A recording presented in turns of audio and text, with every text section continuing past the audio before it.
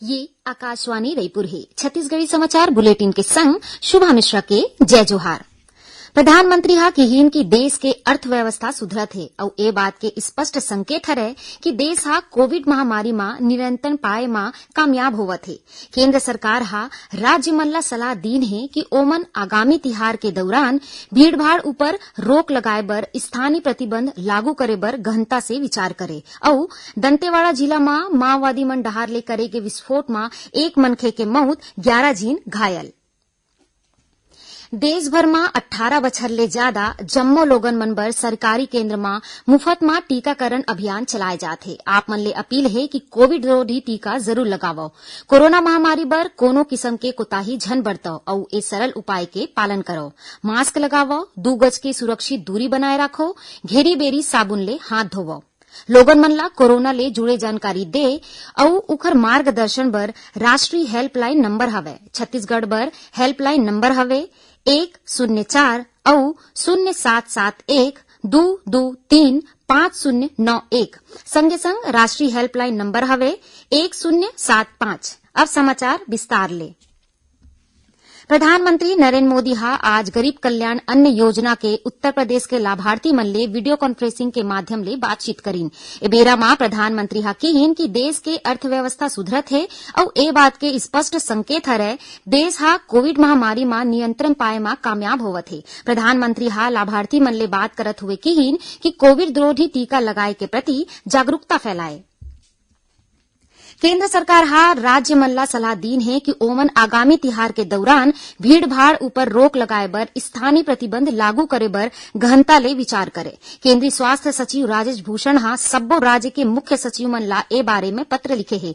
ओमन कहिन कि पिछलैया महीना ले दैनिक कोविड संक्रमण के संख्या मा लगातार कमी आए है, फिर कुछ राज्य मन मा दैनिक संक्रमण बढ़त है। श्री भूषण हा कहिन कि मुहर्रम, ओणम, जन्माष्टमी, गणेश चतुर्थी और दुर्गा पूजा जैसे अवैया तिहार देखत हुए राज्य मन ला स्थानीय स्तर में प्रतिबंध लगाए के सलाह दे गई है। ए तिहार के दौरान बड़ संख्या में लोगन मन के भीड़ जुट सकत है। यह बीच छत्तीसगढ़ में कोरोना संक्रमण ले बचाव के पहली टीका लगवैया मन की संख्या 1,31,00,000 ले ज्यादा हो गई है। एटी प्रदेश में कोरोना संक्रमण के पॉजिटिविटी दर गिर के 0.3% में आ गए है। केवल सूरजपुर जिला में संक्रमण के दर 1% ले ज्यादा हवे। उन्हें प्रदेश के 5 जिला राजनांदगांव, बेमेतरा, कबीरधाम, मुंगेली और गोरेला पेंड्रा महामारी में काली कोरोना के कोनो नवा मरीज नहीं मिलिस।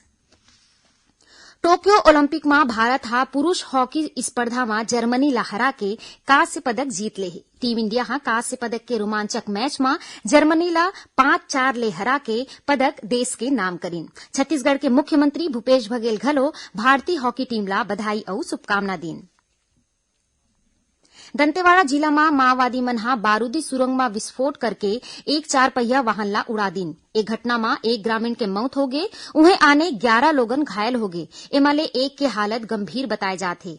जिला के पुलिस अधीक्षक अभिषेक पल्लव हा बताइन कि नारायणपुर ले कुछ लोगन मन एक 4 पहिया गाड़ी ले दंतेवाड़ा आवत रहीन। ए दौरान मालेवाई क्षेत्र के घोटिया गांव के तीर माओवादी मन हा बारूदी सुरंग विस्फोट कर 4 पहिया वाहन ला उड़ा दीन। ए घटना में मध्य प्रदेश के बालाघाट निवासी धन सिंह के मौत हो गए। उन्हें रूपलाल के हालत गंभीर बताए जाते। घायल मन ला 10 लोगन राजनांदगांव जिला में जामगांव इलाका के रवैया रहीस।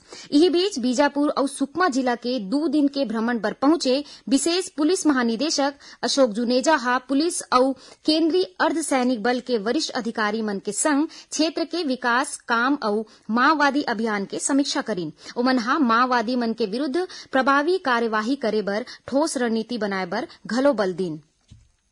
छत्तीसगढ़ी समाचार बुलेटिन आप मन आकाशवाणी रायपुर ले सुनत हो। छत्तीसगढ़ के खबर ले है आपकी वास्ता और खबर के विश्वसनीयता ले है हमार वास्ता। आकाशवाणी समाचार रायपुर के प्रादेशिक समाचार बुलेटिन के संगे संग हमार समसामयिक कार्यक्रम आप रेडियो के संग अपन मोबाइल में घलो सुन सकत हो। आकाशवाणी समाचार फेसबुक, ट्विटर और यूट्यूब में घलो हावय। हमार फेसबुक पेज हरे Chhattisgarh news on AIR, Twitter handle CGAIR news और हमार यूट्यूब चैनल हरे छत्तीसगढ़ AIR न्यूज। तो अब रेडियो के संगे संग आपके मोबाइल के माध्यम ले हम आप तक पहुंचत हन।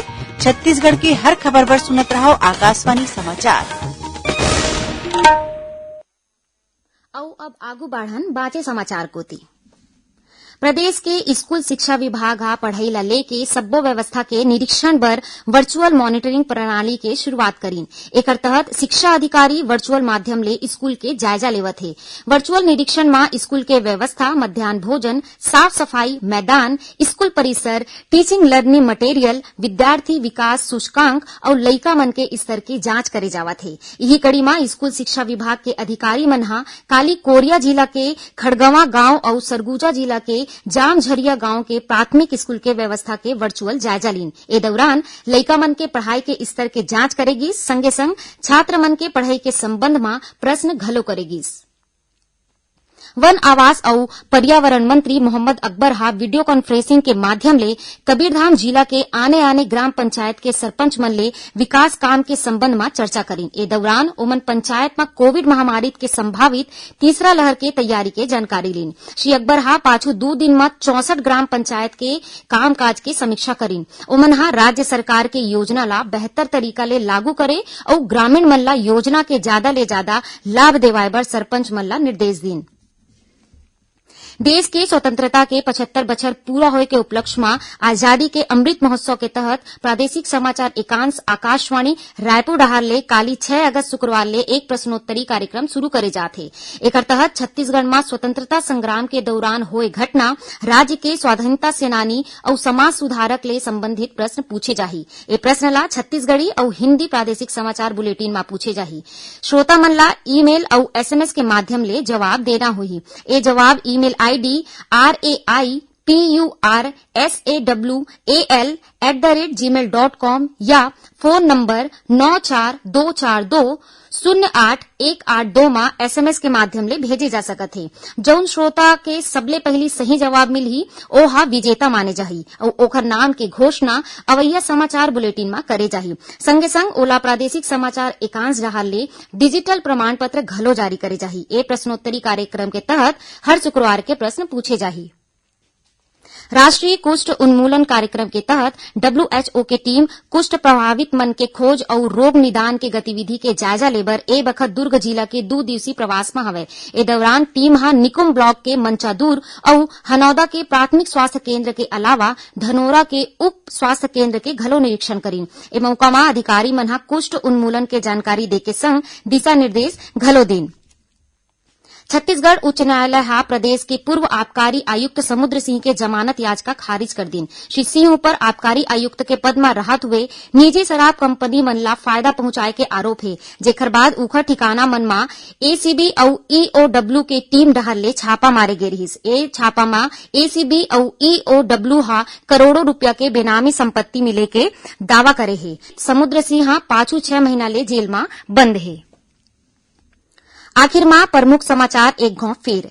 प्रधानमंत्री हा किहिन की देश के अर्थव्यवस्था सुधरत है और ए बात के स्पष्ट संकेत हरे कि देश हा कोविड महामारी में नियंत्रण पाए में कामयाब होवत है। केंद्र सरकार हा राज्य मन ला सलाह दीन है कि ओमन आगामी तिहार के दौरान भीड़ भाड़ ऊपर रोक लगाए बर स्थानीय प्रतिबंध लागू करे बर घंटा ले विचार करे। और दंतेवाड़ा जिला में माओवादी मन डहार ले करे गे विस्फोट में 1 मनखे के मौत, 11 झीन घायल। एकरे संग छत्तीसगढ़ी समाचार बुलेटिन इही सिरावत है। जय जोहार।